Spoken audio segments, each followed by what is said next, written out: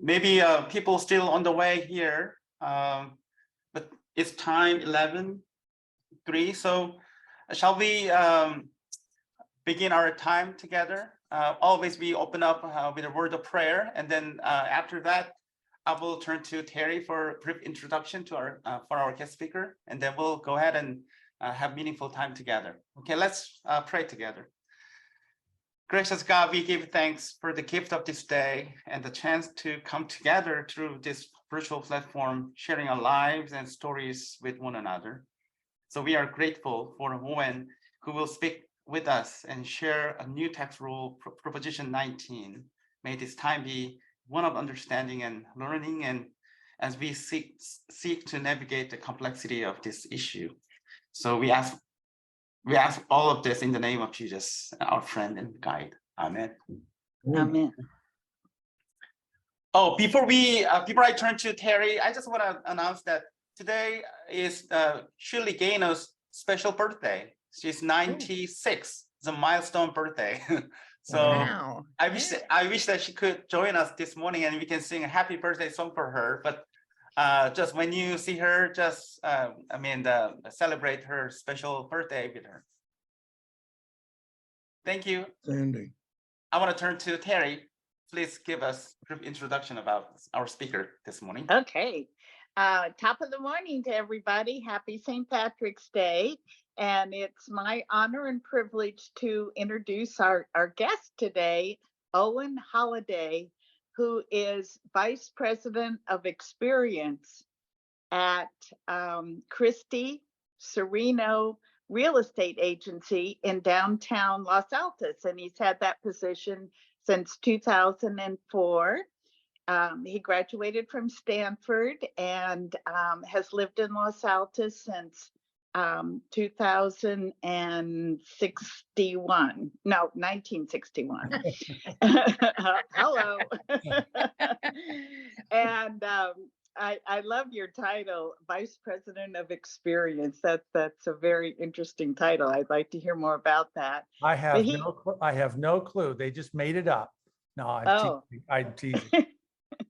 And so he is going to speak to us on Proposition 19, which is a bond issue that passed a while ago without anybody really understanding anything about it. And today we still don't. So we are so excited to hear you, and we welcome you, Owen. And so please begin. Very good. Thank you very much. I appreciate the introduction. So thank you all for joining. This is intended to be a very casual, so I've got some stuff I'll share with you, but definitely want to open it up to questions as well. The one caveat is I'm not a tax attorney and I'm not a financial planner. So there may be some specific questions about your situation that I won't be able to answer, but sort of at a high level, I'll talk you through all about Prop 19 and what it means and how we got here and all of that good stuff. Before I jump in, are there any specific questions or anything that you'd like me to cover that you're worried about? It's okay to interrupt when we get going, and if I can answer the questions as we go. What I'll do is I'm going to go ahead and share my screen, and give me just a minute here.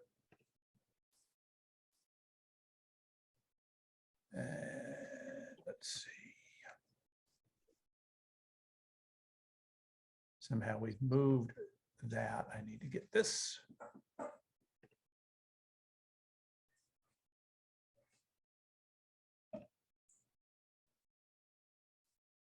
Okay. Can you all see that? Yes. I'm going to move this big old thing down here to the bottom. Okay. So I'll tell you what let's do. Let's go back to the very beginning. And for some reason, it's not allowing me. There we go.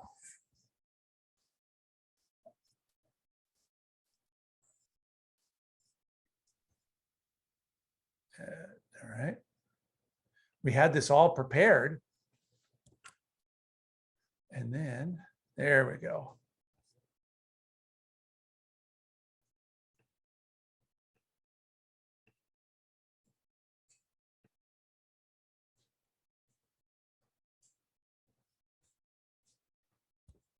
I'm sorry about our technical issues here. Well, Owen, this is John. I applied for the job of vice president experience, but they told me I didn't have enough. Is that right? You were too young. Vice president of experience, it's sort of a fancy way to say, be careful what you say yes to. I manage the office. We have about 70 agents that work out of that office. We're a local company started in Montessorino with a couple of local guys that were backdoor neighbors and went to middle school together. So we're a local company. We've recently joined forces with Christie's International. So it's been a wild ride. For those of you who have lived here a long time, you probably know what real estate is like. And we'll talk about that a little bit. Okay, here's the introduction. I've lived here since '61. I actually went to Eastbrook, Covington, AWOL, Stanford. My contact's there. If you have any questions that we don't answer, or you want a referral to a good trust attorney or something like that, feel free to reach out and I'm happy to refer you on. So why are we here? You didn't know it when you bought your house, but you were a genius because you are so savvy about real estate that unfortunately the value of your house has gone up so much that they had to come up with all of these propositions to deal with it. It all started in the mid-70s when this area went from sort of Santa Clara Valley to Silicon Valley. And what happened was the value of homes started going up so quickly that they used to calculate, let's see if I can get to that slide. Here we go. Before 78, houses were appraised about every 5 years. So they were reassessed. You know, the property values were going up slowly. But then in the mid 70s, they really started to skyrocket. And if you lived here in the 70s, you'll probably remember that every year you'd get a bigger property tax, bigger property tax, bigger property tax. So in 78, they passed Prop 13, which basically said, okay, the only amount that your property tax can go up every year is 2%. So that was pretty cool. But then houses started going up 5–10%. So you had this separation of the value of your house was substantially different than the assessed valuation of your house. So if you've lived here a long time, you're paying very low property tax because of that. The only time they reassessed you was if you sold it, transferred it, or if you added on. The other part about property taxes, like you know in Los Altos, we have these special assessments like for school bonds and things like that. But bottom line, your tax can only go up 2% a year. So in '86, they passed Prop 58, which allowed for some exemptions. So if you had a house and you wanted to give it to your kids, you could give it to your children and they could keep your low property tax. And that was kind of cool. You know, you inherit the house or you give it to them and they keep your low property tax. Well, the problem with that is that as values kept going up, parents could just keep passing houses parent to child, and their taxes were staying really low. And the state says, yeah, this isn't working. It's not fair. So that's part of the reason that Prop 19 came into effect. So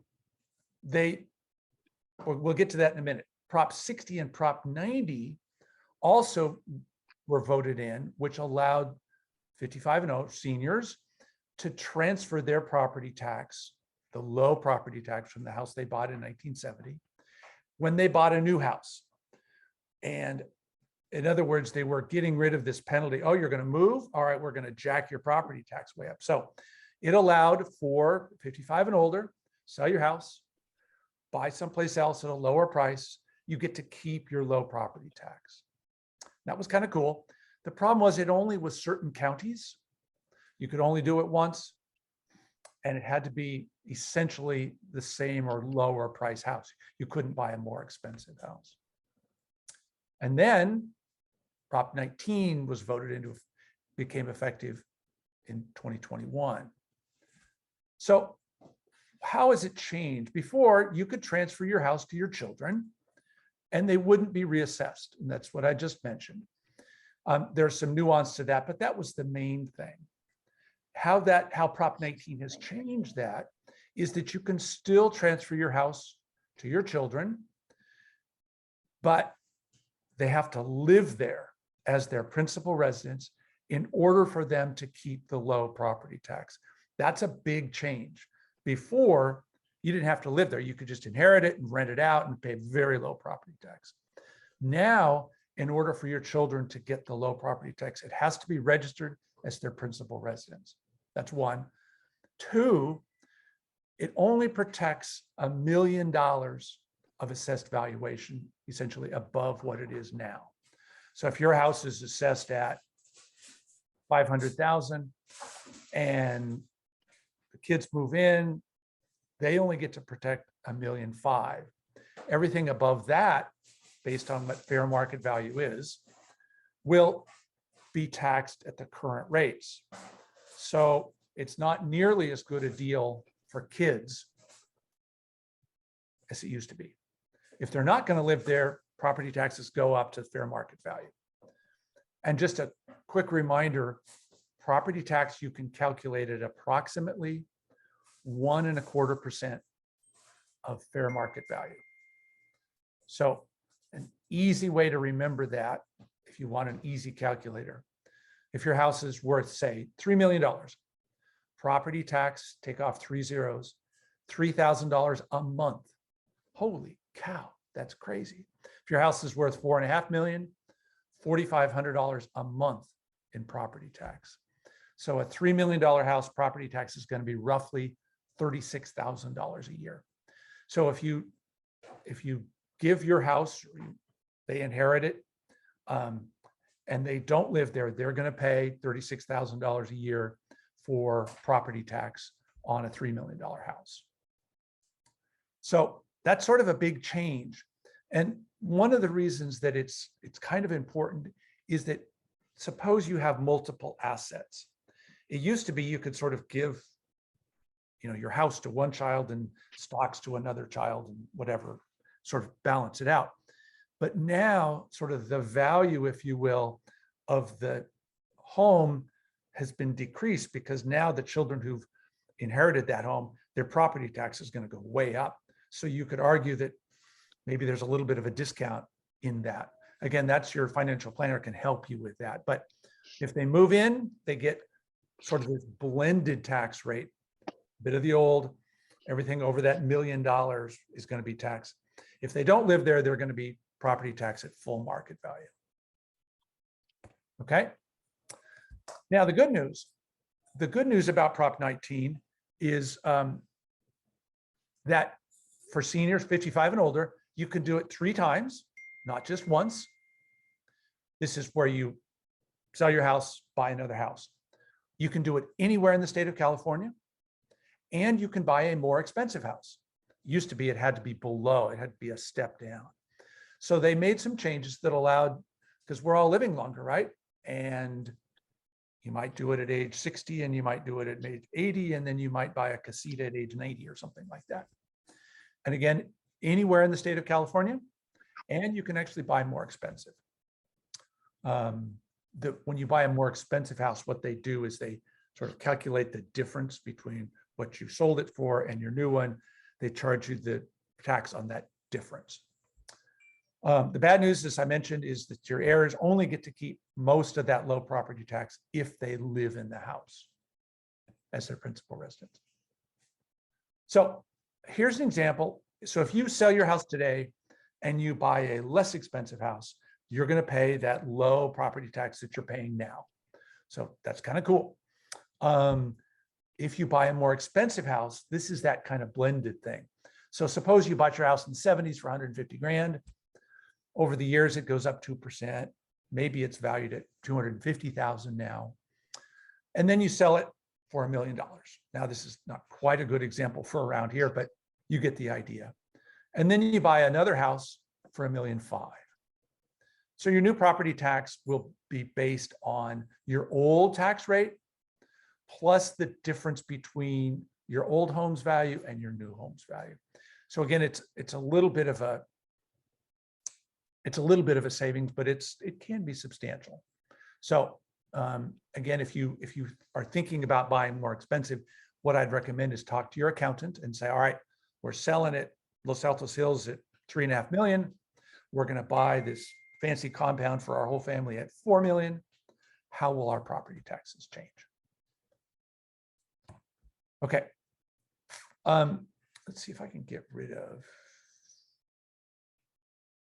I don't know how to get rid of this. There we go. So how do you calculate property tax on an inherited property? This is that situation where you get to exclude essentially $1 million of the increase in value. So different example, your house has an assessed value of 300,000. Its fair market value is 2.5. You get to add that $1 million exemption to your current assessed valuation of 300,000. That gets you to $1.3 million. The difference between that $1.3 million and the 2.5 is $1.2 million. So your current property tax will be based on the old $300,000 assessed valuation plus this new extra above $1 million. So it's going to be a fair bit higher. 15,000. So this is just something to consider when you are thinking about giving a property to your heirs. Okay. To sell the house. Any questions on that so far? Is there a timeline in terms of when the children have to sell the property or do something? So if they are living there or not living there? Not living there, because I Okay. heard something about within a 6 month, if the children don't do something, then they will get a tax bill that's. So that's a great question. And that's just come up in the last 18 months. What happens is that, and I'm sorry, but we're going to be direct here. When the owner of a house passes, the county knows that it's going to go to somebody. So essentially, the day you pass, your property tax is going to shoot up to fair market value. Now, if they move in as their principal residence, they go through that formula, they can save that. But from the day the owner of a house passes until the day it's sold or transferred or whatever, yes, absolutely, the property tax will go up. It used to be, it was sort of this 6-month window. They would say, look, you're going to sell your house. We're going to leave the value where it was. But now, and this just came up, we sold a house on Los Altos Hills. It was valued at about $45,000 and we sold it for $4 million.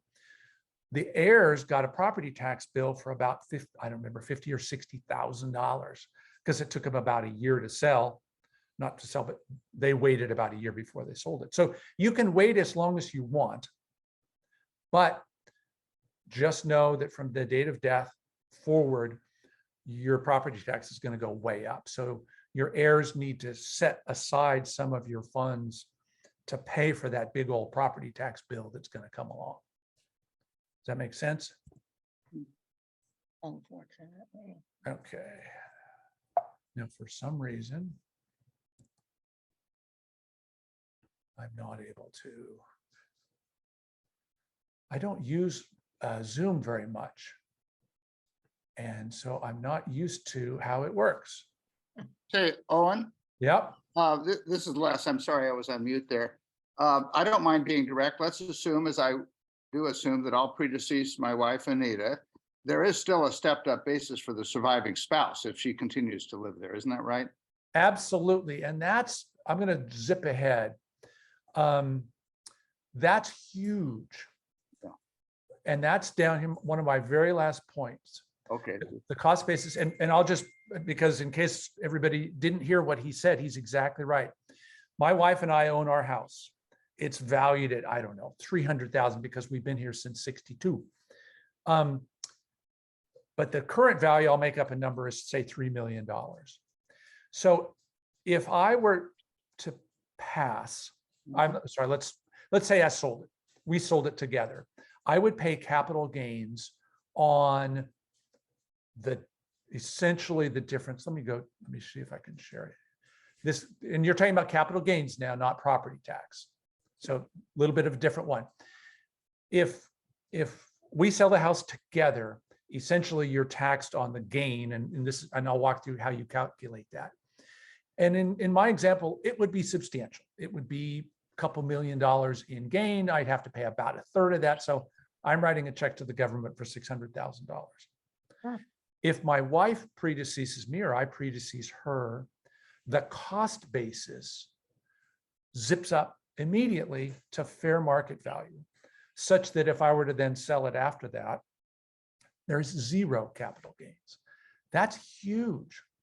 Now, the issue with that is that, sorry to say, people end up waiting in their house until one of the two spouses dies so that the capital gains tax goes away.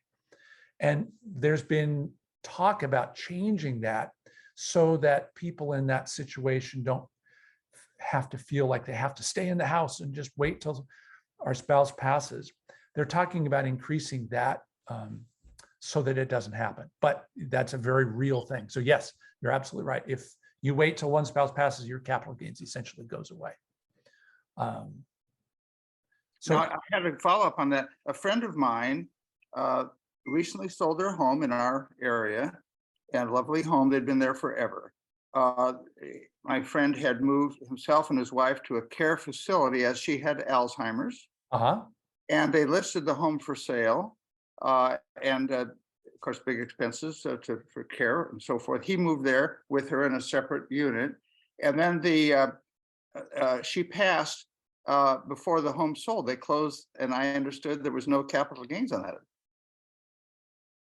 Because she passed before they sold. Before it closed, right? That is my understanding, correct. Yeah, that was really a good planning. Yeah, it's But I mean, they're frail, and they looking at what happens naturally and so forth. Yep. Yeah, people are doing that, and that's one of the reasons that the inventory of houses in this area is so low, because many of us are saying, well, shoot, if I sell now, I'm going to have to pay $600,000 or whatever it is in capital gains. That's the good news, bad news. The bad news is you have to pay capital gains. The good news is you get to pay capital gains. You've made a whole bunch of money. Most parts of the country, that doesn't really apply. But they didn't have to linger in the home. They had the resources that they could, basically, they own their home free and clear. They could hold it and maintain it for some months, while they were in a care facility, and then handle it in that way. But it was an important point that I had not been aware of.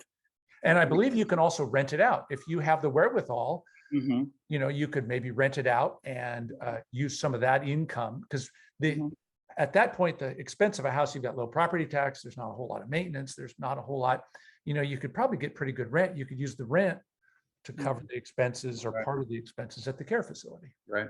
Yeah. Thank you. And just so you know, the way you calculate capital gains, you essentially take your sales price, and that's that. I'm just using 3.5 million. And then you subtract out the cost of selling. You take out any improvements that you made over the year. So maybe you put on a solar system and added a pool and built a gazebo and updated the kitchen and bathrooms. Save all of those receipts, because those will reduce your capital gains. So I have a question. I have a question. Is there a timeline on that? So we remodeled 20 years ago. Does that count? Absolutely. Okay. The only things that don't count are things like maintenance. So painting the house is not considered an upgrade. But if you made a capital improvement, you remodeled the kitchen, you remodeled the bathrooms, you put in skylights, you not replace the roof because that's maintenance, but maybe you put in solar panels and you spent $100,000 landscaping the yard and all of those stuff. All of those reduce your capital gains exposure, and each of you get $250,000 of an exemption. So if you're married and you sell, you take your sales price, I'm using 3.5, minus the $500,000 that you paid for it, that's your cost, minus the $300,000 in improvements. Again, I'm just making up that number, minus the cost of selling staging and painting and commissions and all of that good stuff, minus that 250 times 2, 500,000 for you and your spouse. And so in my example, it comes out to about 2.2 or 202. And then you plan approximately a third of that you get taxed on that. And then here's that thing about exemptions. Okay. Let's see, where were we? Inherited property. Okay. This was a very hastily written law, and many people that I've spoken with think it was a poorly written law, but that's an opinion. There are changes that are going to be made, and they're being made all the time. Clarifications, and what about this, and how long do I have, and do I have to buy, sell? There are rules around it. But without going into the sort of the nitty gritty details, I'm going to give you some FAQ places. We talked about this. We talked about property tax, 1.25%. Here are some resources that I believe, Terry, you're going to have this, that if you click on these links, it'll take you to these websites. And there's some very good FAQs, and the assessor's office are really pretty good about answering questions, or your tax person or your financial advisor. And this, Owen, this will be posted for the audience on our senior page on the LAUMC website. So give us a few days and we'll get it all posted. And so you can easily click on the resources. Thank you. And there are lots of good resources there. And it does, by the way, this also applies to severely disabled people and people who have had natural, like they included the Paradise Fire victims, things like that. So it's a little bit broader. Just a question on that. You said disabled. Now, some of us have long-term care insurance. We look to the future and cared for parents. You see these things happening. If you're in your home and you have care provided, does that have any tax implications? I didn't understand when you said disabled. So I don't know the answer to that. What they did is this only applies to those who are 55 and older. Yes. Or severely disabled or victims of a natural disaster. So they've carved out these extra little things. And to be honest, I don't know how they define severely disabled. I don't think it's sort of the long-term care, but I think it's like if you were 40 involved in a car accident and that kind of thing. For people under 55 in those. For people under 55, that's exactly right. Yeah. Got it. Thank you. Right. Okay. Now, because you ask about capital gains, I have sort of a personal soapbox that I'm going to admit that I'm going to jump on. And it involves trusts. And I don't mean about trusting me, but having a real estate trust. In California, if you have property that you own outright, it's in your name, and you both pass, you're whatever. The state says that has to go through probate process. The probate process is time consuming and expensive. Figure 3 to 9 months, $30,000 to $60,000, depending on the value of your home. It takes a long time. It's a headache for your heirs. If you own that house in a trust, probate goes away. You don't have to do anything. You just call up your realtor friend and say, hey, sell my house. So setting up a trust is a little expensive. It probably costs between $3,000 and $6,000, something like that. But if you haven't gone through the process, I would strongly encourage you to do it, not only for the savings of probate and all of that, but also I work a lot with seniors. I've lost both parents. We've been through it. We've seen children often end up fighting over their parents' assets. And it's sad. I hate to say it, but we see it all the time. And the trust, sort of beyond what you might do in a will, identifies what you want to have happen.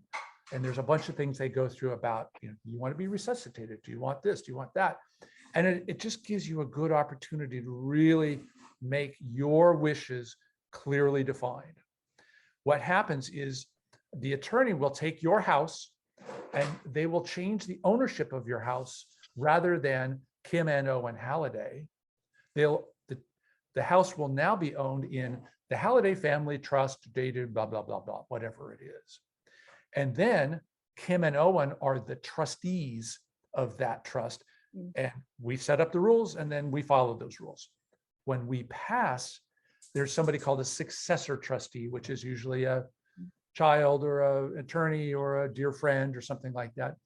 They are then charged with following the wishes of what's in the trust, whatever you set up. I want $10,000 to go to the care of my cats. I want the house to be sold and it to be divided 50-50, and I want $100,000 to go to the Humane Society, whatever you want. So if you don't have a trust, I'm going to get off my soapbox now. And trusts are a very good thing, a little bit expensive. They probably take 3, 4, 5 months to set up, but it's well worth it if you haven't done it. So maybe I'm preaching to the choir, pardon my, okay. Let's see. I think that's all I've got as far as sort of big picture, but feel free to jump in with questions. Thank you very much. This is very beautifully laid out, Owen. And again, it's not rocket science. The main thing is when you sell and buy someplace else, you get to keep hopefully much of your very low property tax. If you pass away, give it to your heirs. They live there as their principal is. They get to keep a pretty low tax rate, not as low as yours. If they don't live there, their property tax rate goes way up. What are you hearing about, so seasoned in this field, about anticipated amendments? I hear a lot of people who are protesting the law entirely, but part of me, although I'm favored because it's older and we bought our home decades ago, it just seems that there should be relief for others. And so some of the idea of repealing it really didn't seem fair to me. That'd be beautiful for me, but not for others. And so are there some sort of more moderate amendments that could clean this up and make it a better law that you're hearing about? You know, detail wise, there's all sorts of, I get asked this question a fair bit. And the reality is with all of these, there are winners and losers. There are some people, to use your example like you, that are going to benefit, and to others, they're going to lose. For instance, one of the reasons this came into was there was a movie actor who lived in LA and he inherited this really expensive house from his parents because they made lots of money, but they'd had it since like the 20s. The assessed valuation was a couple $100,000 and it was worth 5 or 10 million. He was paying property tax on $200,000, renting it out and just making huge profits. Didn't live there, didn't, whatever. And it was sort of like, well, gee, that's not really fair. His neighbor who moved in last year is paying a huge property tax and he doesn't live there and he gets to keep this low value. So there was a sense of lack of fairness in that example. Mm-hmm. So that's one of the reasons that they said, look, we'll keep most of that inherited property low tax rate, but if you don't live there, no savings. And so that was intended to kind of get rid of that loophole, if you will. There is talk about changing the 250 exemption on capital gains. They're talking about moving that to 500 and 500, which would be $1 million in exemption, which would be nice. But again, if you live in Winnemucca, Nevada, who cares? That's just for the rich people on the coast. So there's winners and losers there. Right. Thank you. Thank you very much. What else? Thank you all for organizing this. Lori, you are muted. Maybe. Oh, I'm sorry. Yes, I have a question. When you do have a trust, does it have to specify in the trust whom you want the home to go to reap some of these benefits? So typically in the trust, you give instructions as to what should happen when you pass. For instance, you can say, I don't want it to be sold. I want it to be rented out to my next door neighbor. You can say whatever you want. If you want it to go to your children, you would say that the house should be transferred to my daughter, whatever. She can then decide whether she's going to live there or not. If she lives there, she'll get a lower property tax. If she doesn't live there, she's going to get a higher property tax. But yes, absolutely, and that's the whole idea, is you specify what you want done with everything in your trust. And you would put in your trust a vacation home. Maybe if you have a collection of baseballs that is worth $50,000, you might put that in there, because then you can identify what happens once you pass. I want the baseball collection to go to my good friend Sally or Bob.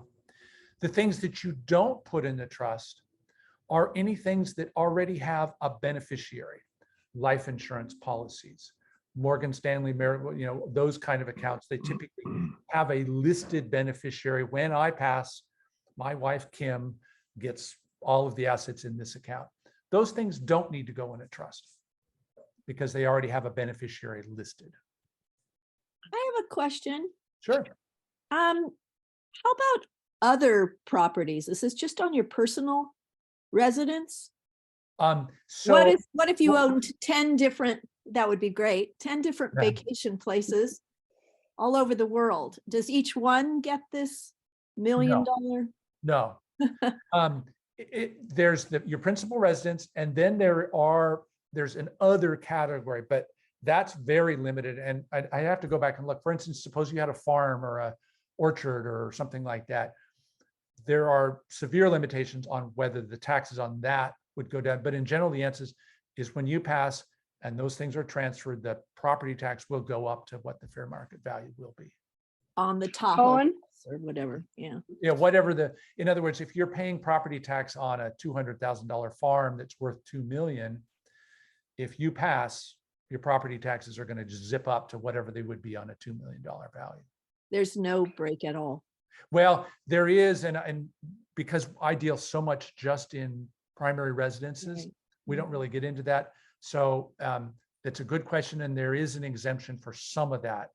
And it changed, and I honestly don't remember Okay. how it changed. It used to be $1 million was exempt, and I can't remember whether they've continued with that $1 million exemption of other, or whether it just went all away. Owen, could you unshare your screen and then we'll be able to see all the Oh, I'm participants? sorry. Let's see if I can figure out how to do that.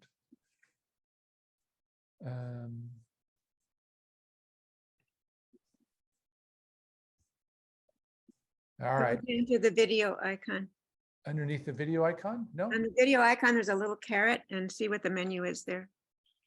So for some reason, hang on. It's okay. You've done a great job. Here we go. Here we go. I got it. There we go. Thank you. Good job.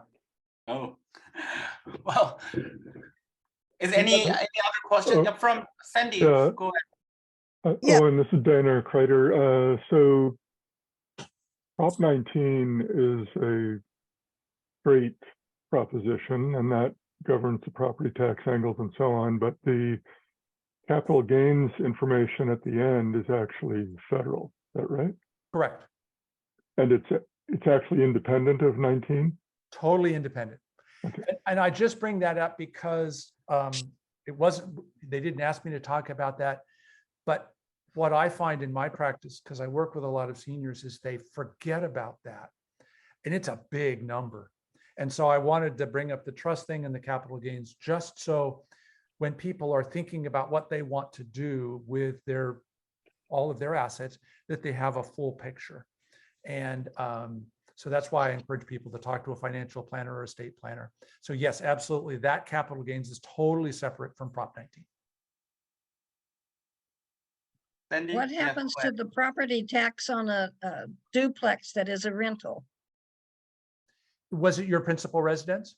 No, Okay, so that typically is going to go up. If you sell it, it's going to go up to fair market value. Or if someone is inheriting it, is that what you mean?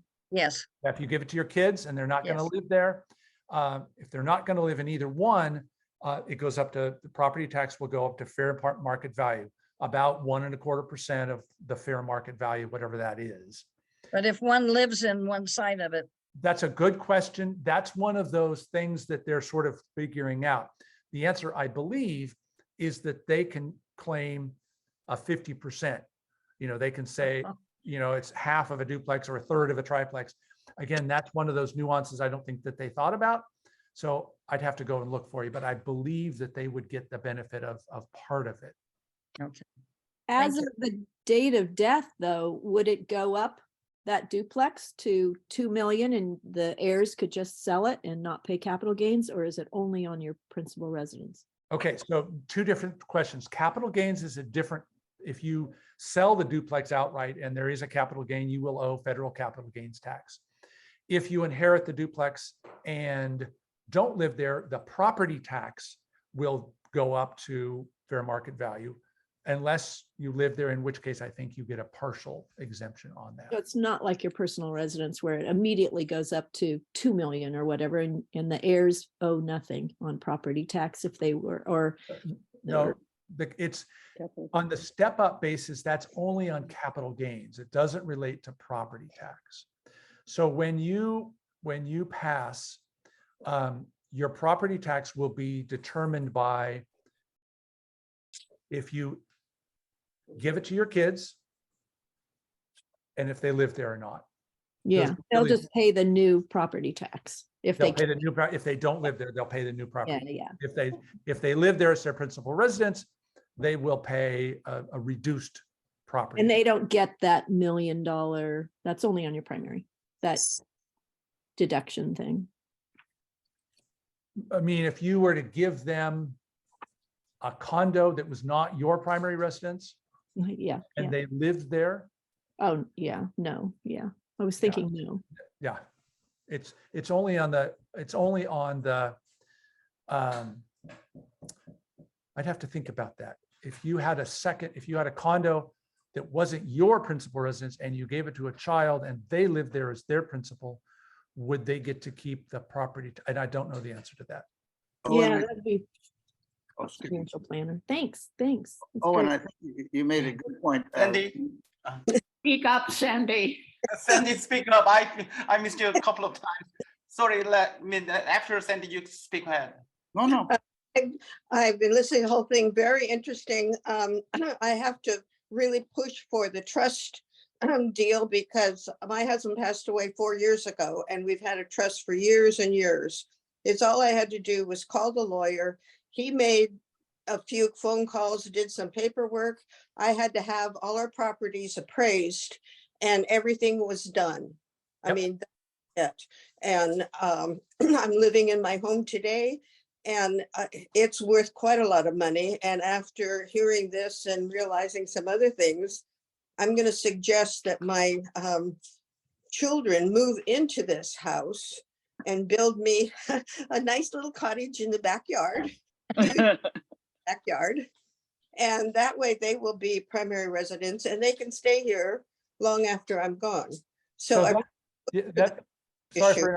that brings up a very interesting point because thank you so much for liking Dylan. He's my grandson. Oh, good kid. Proud of him. So you bring up a good point, and that's one of the nuances that you should talk to your financial planner and tax person, because there may be a situation where you can actually gift parts of your house every year to your children / grandchildren and avoid some of these things. Again, that's beyond my expertise level. I think that is a possibility. Yeah, and if I can use you as an example, your husband passed 4 years ago. Yes. So what happened was, when he passed, you did what's called a date of death appraisal. And they say, all right, the house is worth, I'm making it up, $2 million. When you pass, your capital gains will be based on the difference between that value of 2 million and the sales price of 3 million or whatever. And you get your 250 exemption and all of that. So that's a good example of how, even if your spouse passed 10 years ago, we can actually go, and if you didn't get a date of death appraisal, we can go back and we can say, okay, in 2013, it was worth this. That becomes your stepped up basis, and that's used to calculate your federal capital gains. Right. Thank you. Sure. Oh, and first, I apologize to Sandy. I didn't see her there. That's okay. Didn't want to interrupt. I think you've made so many good points. And one of the questions was, well, would I have to designate or could I designate which child would have my home. And my only cautionary note for myself and everybody else, I think, is you make the point, this is really something to consult with a financial planner, an estate attorney, someone, because there are many options. You don't have to lock yourself into that choice. You can provide a mechanism through which the children would decide default positions, who would take it, how that would be distributed. And there's just a lot of flexibility there, but it's probably not for us amateurs.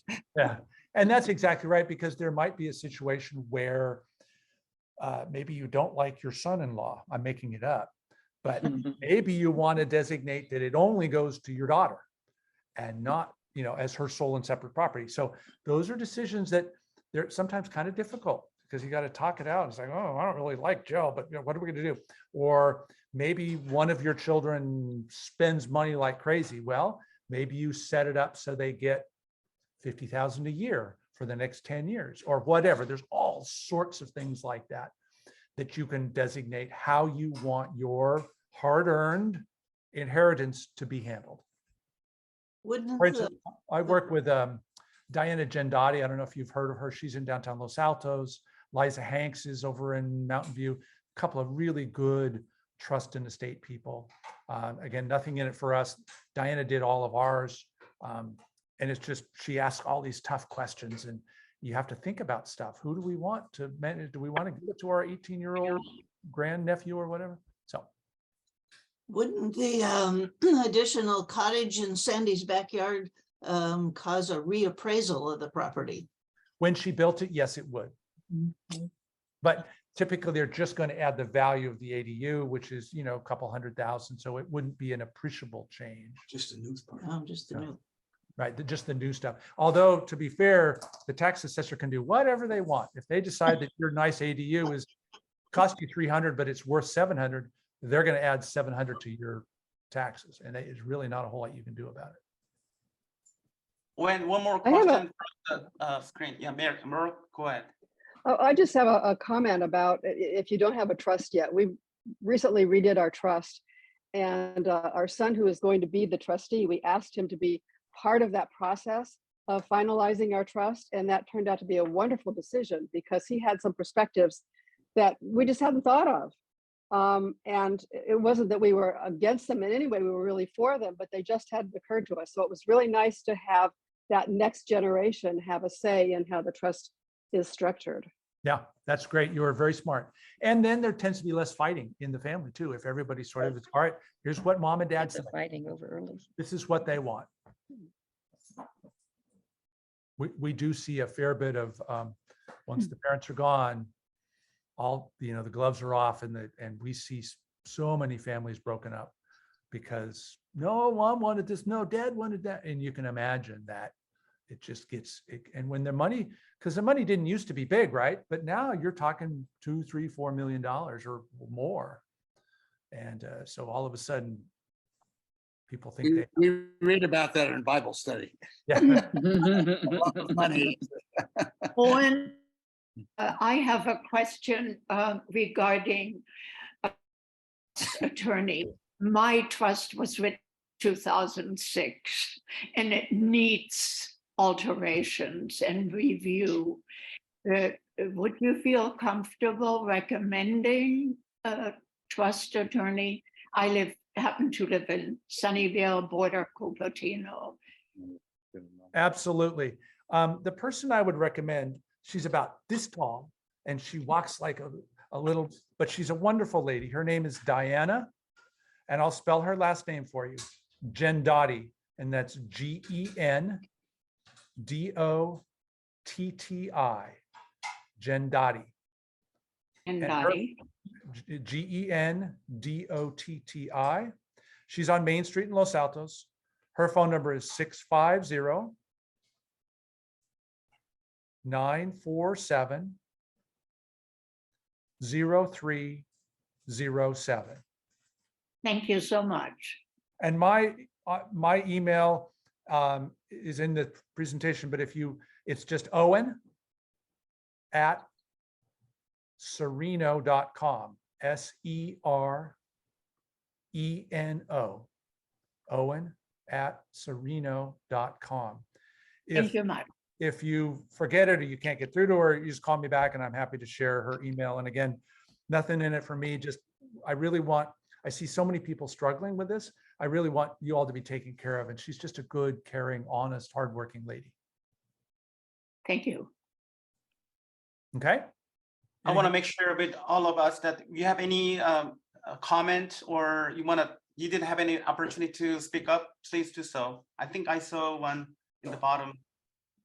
Any questions or comment? You're all good. Wait, I have to put my hat back on. All right.